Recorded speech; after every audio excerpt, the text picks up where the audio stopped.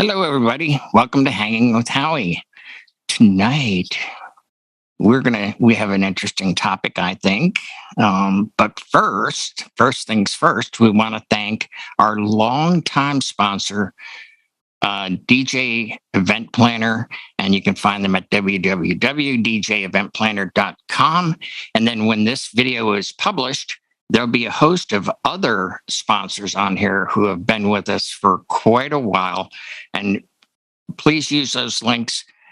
We'll get a couple of pennies here. It helps us stay on the air. So we'd really appreciate that. And thank you for watching. So, guys, I got something for you. There was something that actually got quite a few posts you may have seen on one of the groups. And this fella did a wedding where everybody went outside and was outside smoking, and he had nobody in the venue for the reception. And he played, nobody danced, and he was like kind of disappointed. But at the end, they told him he did a great job and they paid him, and he went home. But he just felt like downhearted. And I know the feeling because it had happened to me on a number of occasions. One was a Baptist wedding, no dancing at all. Another one was a political event where they would not dance. I was hitting them with bangers, and just, like maybe 12 kids would get up. And then I asked them, I think I may have told this story before, it was politicians, and they said, hey, I'm only going to dance with my wife, holding my wife, and that's all the media is going to get, so they can't do a gotcha on me.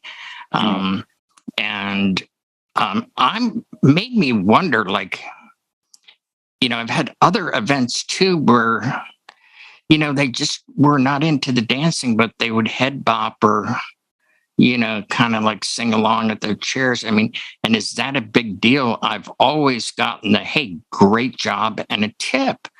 And so I learned that, just for me, my opinion, the dance floor is not the end all and be all. It's great if you can rock a party, but sometimes it just doesn't happen. I almost forgot. I got to introduce my panel here. I'm going to go left to right, and I will welcome Buddy. Thank you for being here, Buddy. We've got Bill with us from Maryland. We have Eric with us as well, the one and only G. Brannon. And of course, we have Matt and my road dog, John Crowley. Alrighty. So, what say you guys? Anybody want to go in any particular order, or just? I'm going to step out of this one, Howie, because every wedding I've ever done has had a packed dance floor from beginning to end. So I think it's best that I just, 90 minutes. Because I didn't even understand what you were talking about. Like nobody was dancing. Like nobody's dancing. Yeah. No, you know what? I'll make it really short and sweet. I treat every event, every wedding, especially weddings, like I'm a guest, and I'm not a big dancer. Mm-hmm. And I've had probably 20 events where someone has come up and said, "Can I have a card? Here you go. We had a great time." Oh, cool. I'm really glad you guys had fun. Yeah, we didn't dance. You didn't dance. Right. No, but it wasn't here. And here's what they've always said. So if you're a new DJ and you want the best advice I can give you, these are the compliments I've always gotten. 1, it wasn't too loud. 2, we really loved your mix, meaning the songs I was playing were pleasant for the overall group. So I wasn't specifically going in one direction. I was kind of all over the map. And 3, they never felt put upon, which is I never say, "Come on, everyone, get up and dance." Right. Like, you know what? The mic. I can never say as much on a microphone as a good song can say to the crowd. That's true. If they're all outside at the bar, which we all know we hate, and by the way, if the bar's outside of a tent or a room, might I suggest a $150 satellite speaker that could play the same music or something different that you can make announcements for the older folks, and they can have a great time. Sure. It's called upsell. Upsell. But, it happens. You get crowds, especially now in the summer. It's a beautiful night. It's quieter outside. This is why I wonder when I see these clips of like I brought 4 double 18 subs and 6 tops. I'm like, for a 100-person wedding, just focus on your dance floor. Let people talk 10 feet off the floor. And maybe they wouldn't have all run it. I mean, I'm not questioning the DJ. I don't know who they were or are. But if the volume's acceptable, people can go get a drink and come back and sit down and hang out. Granted, if they're all smoking, and I get that, they may want to be outside. But you got to give them, if there's an attraction out of your room, you need to make your room attractive. And that's volume, mix, and just doing what you're supposed to do. Don't feel obligated to threaten them. You got to dance. It's not good luck for the bride and groom. I mean, I've seen all the videos. Right. The dancing is how he said. I tell couples this in every meeting. The dancing at a wedding is icing on the cake. Rarely, if ever, has someone attended a wedding and said, man, I can't wait to dance. They've said, I can't wait to eat. I can't wait to drink. I can't wait to see the bride and groom. I can't wait to see my friends. But I've rarely ever heard someone walk in and go, man, I came here just to dance. No, you didn't. Never go out dancing. This isn't Footloose, right? I celebrated my 23rd wedding anniversary 2 days ago on Saturday. You know how many times I've said to my wife in those 23 years, hey, honey, let's go out dancing. 0. We've ended up dancing maybe, but I've never once said to her in 23 years or the 7 before then, 30 years, never once said, you want to go dancing? What is this, the 30s? Am I smoking Chesterfields? Come on, guys. Understand they didn't come for you, so don't take it personally, but use the opportunity to make them remember you, because every other DJ will be too loud, play too specifically, and talk too much. So use those 3 tips and make them remember you, because you didn't push them out of the room. That would be Philip Morris. Back then, that you can't compete, kids. Come on. All right. Who's up next? Who's up next? And that's it for the show. Good night, everybody. Thanks. Yeah, thanks for keeping it short, as Mike said. Hey, Howie, I'll go next. To build a little bit on what Jay said, I have heard people say they come here, they want to dance, but sometimes they do, sometimes they don't. It's always weird. They're like, they come up to me, can I make requests already? I'm like, request sheets over there. They fill the request sheet and like, okay, you request songs, you gotta dance. I say that to them. I don't say it to everyone.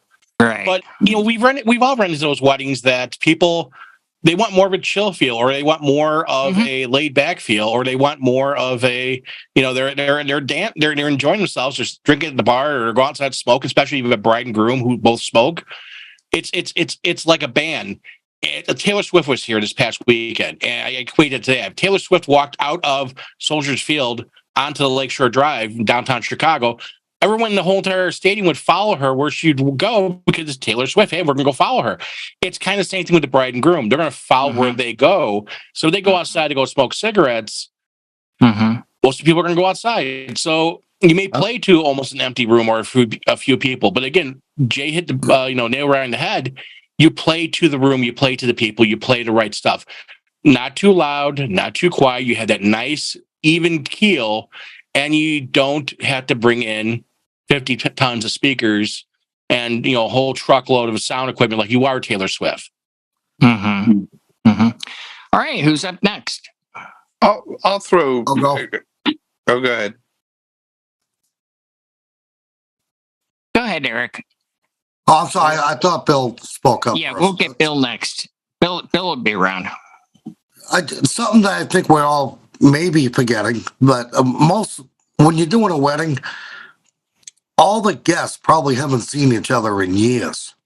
And the only time they ever get together is when there's a special function going on, or a wedding, or an anniversary. So what do?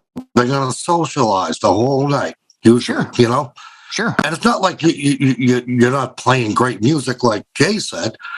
They're hearing that music, but they just don't want to dance. They're too busy catching up with relatives, and that's my output on it. But that's it. So we'll go to Bill next. Go ahead, Bill. Well, I mean, to what everybody was saying, and like Jay said, imagine a DJ that talks too much. But there are many ways, like Jay said, to make the room appealing for everybody. But to the bigger point being the actual post you saw, I saw the same post, and I see that type of post, almost monthly, if not more regularly than that. It comes up many times a year. Yeah. And part of me wants to say, don't let your ego get in front of your performance.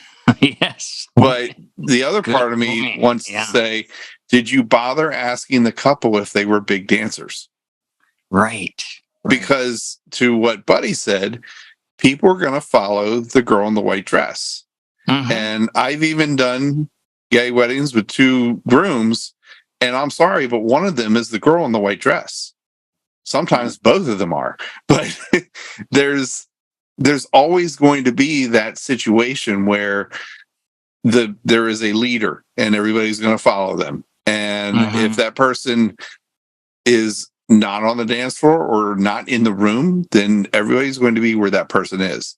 So do your research, find out, what the couple likes. I've said this before as a story, but I had a couple approach me one time at a bridal show, and they asked me, what would you do if you're DJing a wedding and nobody's dancing? And I said, hope that I'm playing great music. Yeah. Just keep playing. Yeah. Hope that you gave me a good song list to work with. And that was the answer they actually were looking for. And they even confessed, they asked every DJ. And they all said something along the lines of, put on a line dance, put on a sing-along song, do something to get them to dance. And they didn't want that because they weren't even doing a first dance at their wedding.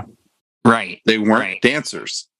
And you make a very good point, Bill, because a wedding I had done, I actually had the wedding couple come up to me and go, how come nobody's dancing? I said, you gave me a very strict playlist, and none of you, even including your bridal party, are dancing.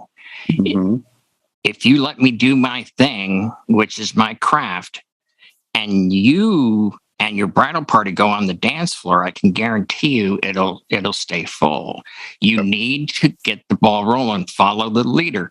They did that, and the rest of the night was cake after that. And the bride came up, she gave me a hug and a kiss on the cheek, and she was like, thank you. She said, we had no idea. I said, yes, they're going to follow the leader. So you are absolutely correct.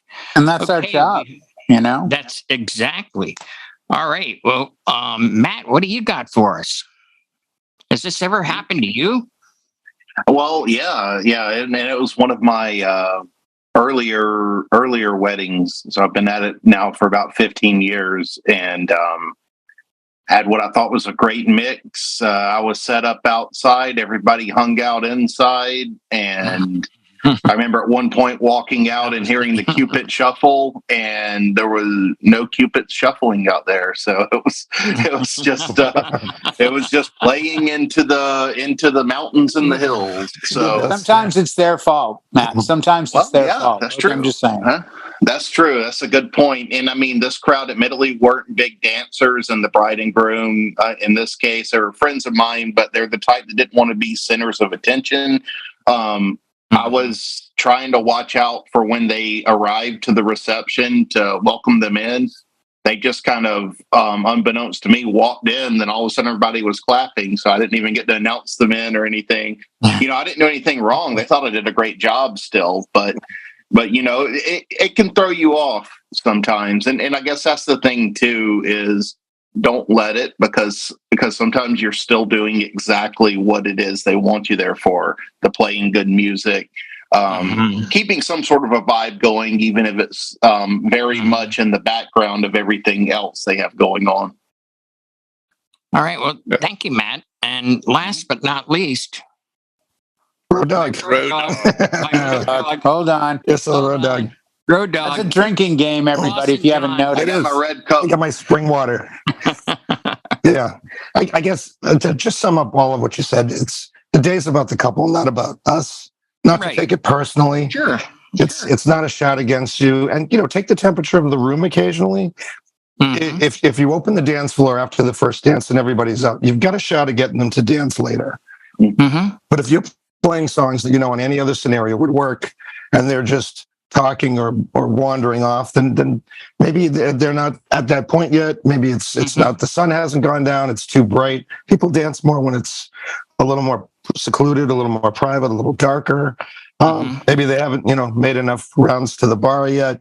But you keep at it, but don't get discouraged if it doesn't happen. Because I think if we learned anything when we went into the 2020 lockdown and started doing these small parties, when you had 20 people in front of you and 6 of them are dancing, you're like, that's a good ratio. I get 6 out of 20 dancing with each other. Right. The numbers were smaller. People weren't, kind of forgotten that they can let loose and have fun and have a good time. Just be patient with the client. And, I think it was Bill that made the point that was really good. Just to, when you have the conversation with the couple, ask if they're people, are they party people? Or these people want to get up and dance, or am I playing a more laid back vibe to them because some people flew in from Texas or they flew in from Maine, or then you get this group together that's, once in a blue moon gets to see each other. You say, well, that's more important than me playing Uptown Funk, Exactly. reaction. So I get a good video for my webpage. Let the people have a good time and let them do it the way they want to do it. That's my 2 cents on it. Your idea of a fun time may not be their idea of a fun time.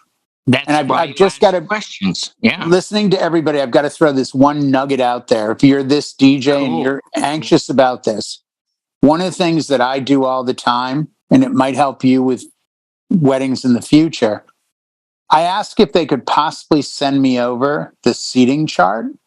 I do that to establish, am I behind a table before the dance floor? Yeah. But also, more importantly, I want to know if the bar is out in the hallway, is that something that can be changed? And when they say, what do you mean? Is it possible to move the bar into the room? Because then everyone going to the bar, and we've all done this as guests. And I did this with John when I first met him. We were at the event in Atlantic City. Up at the bowling alley, there was a bar outside of the party. We ended up hanging out there because it was quieter. We could talk, get to know each other. Versus the bar in the room, it's louder. You're hanging out. It's a different vibe. And just tell your couples, if the dance floor and the bar aren't in the same room, you're always going to have that challenge of keeping the group together. The venue I used to work that just closed last year, the bar was 10 feet away from my DJ table. My DJ table butted up to the dance floor. If I put on a song that everyone drinking next to me liked, that whole crowd would run 10 feet and be dancing. Now, if the bar had been in front of the house, I would have had an impossibility to keep a group ever dancing. I had something very similar, Jay, because pot's legal, recreational in Jersey. They actually hired, a pot distributor to come. Seriously? They roll joints. I don't know if anybody's heard that. Oh yeah, as long as it's recreational. But the thing of it is it was outside on the patio where he would roll you a spliff and you could toke up. Whoa. The good thing about that is, you're not going to, it's the way it's so powerful. You're not going to be smoking all night. You get a little buzz and you're going to come back in. But my suggestion was, hey, look, don't have furniture there. Make them so that they have to come back in. That's a great idea. They can go out. Hey, can you roll me a spliff? Yep, no problem. You light up, boom, boom, boom, you share it, and you come back in the room. But that's a thing. That's a thing now. They actually have a pot bar. I've never heard that. This is the first time, because it's legal in California. It's absolutely. We'll have cigar bars, but a lot of outdoor venues are very no pot. Even though half the crowd is smoking, you can smell it all night. You just drop some Grateful Dead and Bob Marley and just kick back and chill. And we build our own mashed. Yeah, we build our own mashed potatoes around here. Maybe these two ought to hook up. Maybe. in like a martini glass. I love those. The martini glass mashed potato bars. Yes. Yeah, those are like cool. that, yes. Yeah. I've never had one, but I've watched tens of weddings do it. And I'm Oh like, my gosh. that looks awesome. Yeah. I got to do that at home some night. What are we having? Oh, Mashed potato in a martini glass. Really? Fancy. Yeah.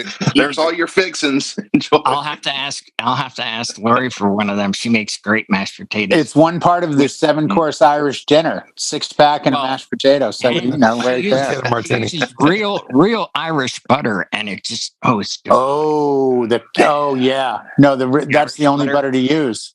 Yeah. Especially today, the day after the Dot Day Parade, almost 400 years old. Just saying. Almost 400. 1629. Know your history, people. Yeah, you people out there like me celebrating 1987. Something happened in California. I live in a town founded in 2008. I think we're going to put a fork in this, and thank you all for being here. Thank you all for watching. And as always, leave a comment when this is published.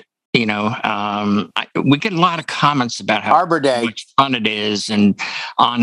And, but if you have a topic you would like us to cover, leave it there and we'll be happy to tackle that for you. So until next time, we'll be back next week and we'll see you.